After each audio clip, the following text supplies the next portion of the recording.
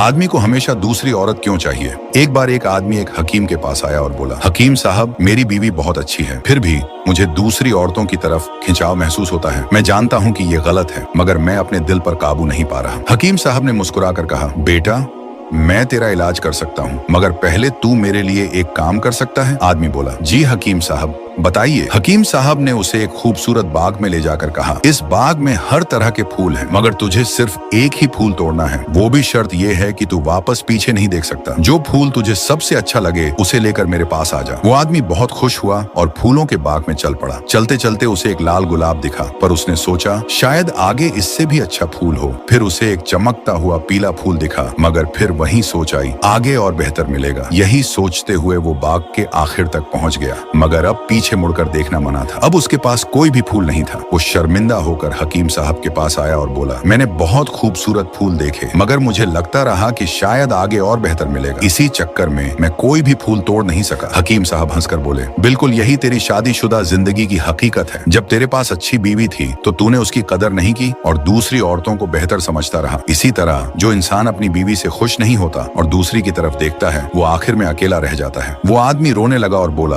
अब मैं समझ गया हकीम साहब, काश मैंने शुरू में ही उस गुलाब को चुन लिया होता। अल्लाह ताला हमें अपनी बीवी और अपनी नियामतों की कद्र करने की तौफीक दे। आमीन।